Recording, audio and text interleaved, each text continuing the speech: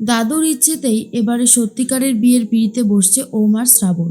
সম্পূর্ণ জানতে ভিডিওটিতে একটি লাইক করে দেখতে থাকো।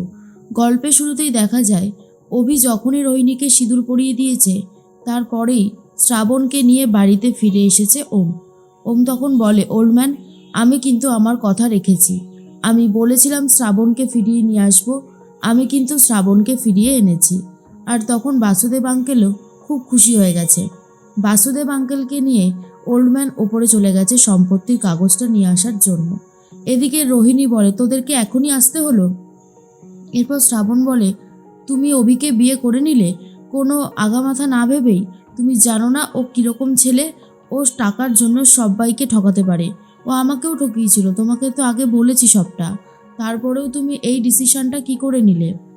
তখনই রোহিণী বলে, আমি আমার জীবনে কি করব না করব সেটা নিশ্চয়ই আমি তোমার থেকে শিখব না।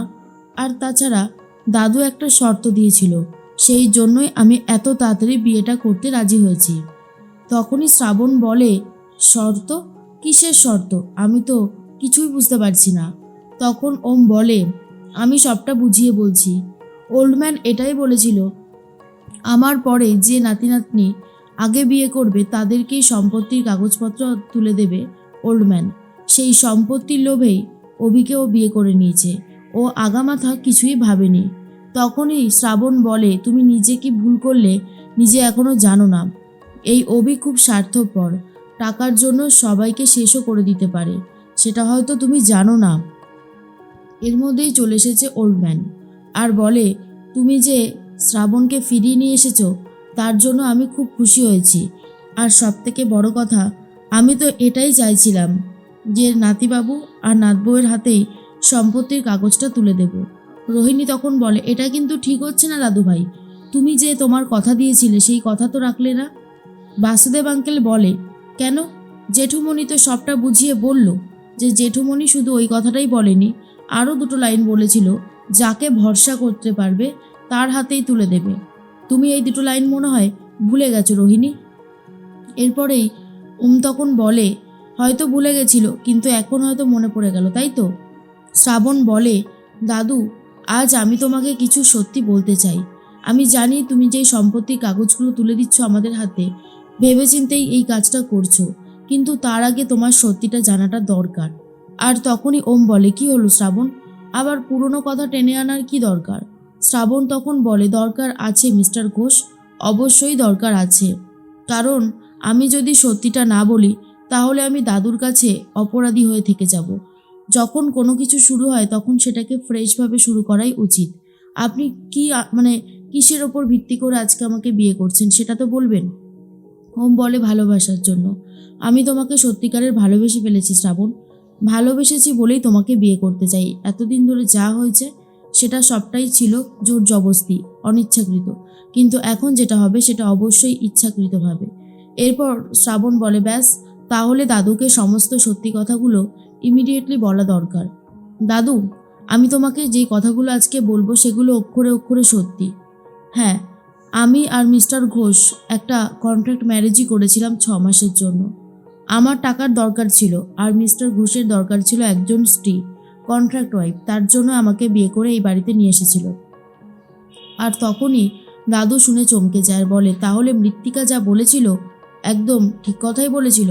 মৃত্তিকা ওপর থেকে নিচে নেমে আসে আর বলে, বাবা, আমি যখন যা বলি তা একদম ঠিকই বলি, কিন্তু আপনার নাতিবাবু তো আমার থেকেও বড় খিলাড়ি, তাই ও পুরো ব্যাপারটাকেই সেই মুহূর্তে দাঁড়িয়ে চেপে দেয়। এরপর শ্রাবণ বলে, আমি আরও অনেক কিছুই বলতে চাই, আমার কথাটা ভালো করে শোনা হোক, তাহলেই বুঝতে পারবে। আমার বাবা মা অনেক আগেই মারা গেছে একটা অ্যাক্সিডেন্টে। আমি, আমার দিদি আর আমার দিদির 2 মেয়ে ছিলাম, কিন্তু আমার জামাইবাবু প্রতিনিয়ত আমার দিদিকে খুব অত্যাচার করত। তারপরেই আমার দিদি একটা ভুল করে বসে, দিদি আর দিদির মেয়েরা মিলে এমন একটা কাজ করে বসে, আমার জামাইবাবুর মাথার পেছনে মারে। তারপরে আমার দিদিকে অ্যারেস্ট করে নিয়ে যাওয়া হয় আর সেই কেসটা এখনও চলছে। দিদির 2 মেয়েকে হোমে রাখা হয়েছিল। তারপরেই প্রত্যেক দিন কেসের হিয়ারিং শুরু হয় আর সেখানে অনেক টাকা দিতে হতো। আমার কাছে সেই টাকাটা ছিল না। আমি মিস্টার ঘোষকে এর জন্যই বিয়ে করতে বাধ্য হয়েছিলাম। কিন্তু বিশ্বাস করো দাদু, আমি তোমাকে ঠকাতে চাইনি। এই বাড়িতে যখন এসেছি প্রত্যেকটা মানুষকে আমার নিজের লোক মনে হতো। কাকিমা, কাকাই, ভেঙ্কি, সানায়া, আমার সব কিছুই মনে হতো আমি যেন আবার নতুন করে সব কিছু ফিরে পেয়েছি। আমি কখনো এটা হারাতে চাই না। আমি ভুলে যেতাম যে আমি একটা কন্ট্রাক্টে সাইন করে তবেই এখানে এসেছি। কন্ট্রাক্টের মেয়াদ ফুরোলেই আমাকে এই বাড়ি থেকে চলে যেতে হবে। তখনই রোহিণী বলে, বাহ, এই তো দাদু, এবারে তুমি বলো যে এত বড় বড় মিথ্যে কথাগুলো বলেছে তার ওপর তুমি কি করে ভরসা করতে পারো? আর আমরা তো কোনো মিথ্যে বলিনি, তাহলে আমাদের ওপর ভরসা করতে পারছো না কিসের জন্য? আমার এই উত্তরটা চাই, এই উত্তর ছাড়া তো কিছু হবে না। আর তখনই বারবার করে দাদু এই কথাটাই ভাবতে থাকে যে নাতিবাবুকে এত ভালোবাসা দিলাম, এত সাপোর্ট করলাম, তাও নাতিবাবু আমাকে এইভাবে ঠকালো। এই কাজটা মোটেই সে ভালো করেনি, একদমই না। অন্যদিকে শ্রাবণ বলে, রোহিণী, আমরা অন্যায় করেছি, কিন্তু আমরা সৎ সাহস রেখে সেসব স্বীকারও করছি। এটাতে কি কিচ্ছু যায় আসে না। এর মধ্যে ওম বলে, শ্রাবণ ছাড়ো তো, এসব ভেবে আর কি হবে? আর তাছাড়া ওল্ডম্যান আমাদের হাতে সম্পত্তির কাগজপত্র তুলে দিতে চেয়েছিল, তুলে দিক, মানে তারপরে সিন শেষ। আবার এত কথা বলার কি আছে? দাও ওল্ডম্যান, তুমি আমাকে সম্পত্তির পেপারগুলো তুলে দাও। তখনই ওল্ডম্যান ঠাস করে চড় মেরে দেয় ওমকে আর বলে, ছি নাতিবাবু, ছি, যাকে সব থেকে বেশি ভরসা করেছিলাম, বিশ্বাস করেছিলাম, সে আজকে আমাকে এইভাবে ঠকালো। আমি তো এটা মেনে নিতে পারছি না, কোনোভাবেই না, কোনোভাবেই আমি এটা মেনে নিতে পারবো না। তুমি আমাকে এইভাবে ঠকালে।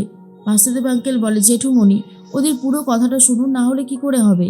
শ্রাবণ বলে, দাদু, আমি জানি আমি অন্যায় করেছি, কিন্তু বিশ্বাস করো, তোমাকে ঠকাতে চাইনি। পুরো পরিস্থিতিটাই এমনভাবে তৈরি হয়েছিল যে আমরা তোমাকে কিছু বলে উঠতে পারিনি। কিন্তু এখন তো সবটা বলছি, তুমি আমাদের উপর রাগ করে থেকো না প্লিজ। মৃত্তিকা বলে, বাহ, তোমাদের ওপর রাগ করবে না তো কি আমাদের ওপর রাগ করবে? তোমাদের ওল্ডম্যান অনেক অনেক দিন ধরে দেখছে তোমরা অনেক মিথ্যে কথা বলেছো।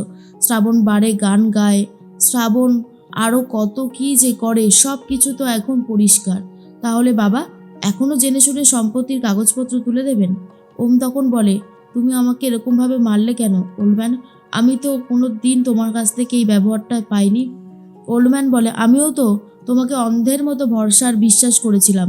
রাখতে পারলে সেই ভরসা আর বিশ্বাস? শেষ পর্যন্ত তুমি তোমার ওল্ডম্যানকেও ঠকালে। ঠিক আছে, তোমার যা ইচ্ছা তুমি করেছো। কিন্তু ওম তখন বলে, শ্রাবণ, কিছু একটা বলো। শ্রাবণ বারবার করে দাদুর কাছে ক্ষমা চায় আর বলে, দাদু, আমরা কিন্তু একে অপরের সাথে থাকতে থাকতে একে অপরকে ভালোবেসে ফেলেছি। এখন আমরা বিয়ের পিঁড়িতে বসছি, তুমি তোমার সম্পত্তি কাকে দেবে না দেবে সেটা আমাদের দেখার দরকার নেই। তোমার ভালোবাসা আর আশীর্বাদ পেলেই আমরা ধন্য।